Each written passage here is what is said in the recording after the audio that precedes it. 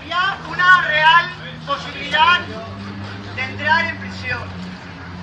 Finalmente, no estamos contentas, pero hemos aceptado, hemos consignado la mitad de lo que inicialmente pedía la bolsa y hemos aceptado 13 meses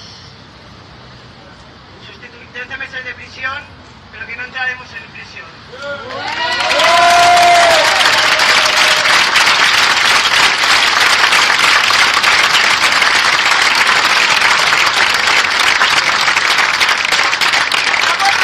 Estamos aliviadas, pero hoy no se ha hecho justicia.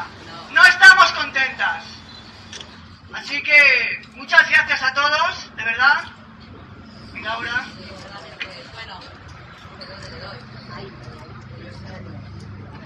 Si ya quiere hacer cosas.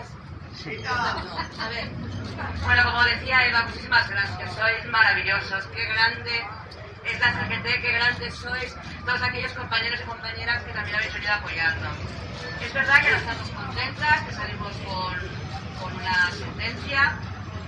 No obstante, Eva y yo y toda la organización queremos tomárnoslo como que estamos en la calle, por lo tanto, seguimos en la lucha, vamos a poder seguir estando todos estos compañeros y compañeras que están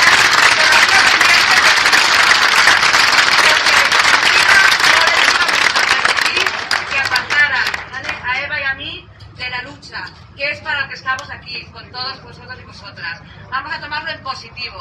No estamos contentas, pero seguimos ahí, hoy y mañana. Así que, arriba las que luchan, viva la clase obrera y viva la CGT.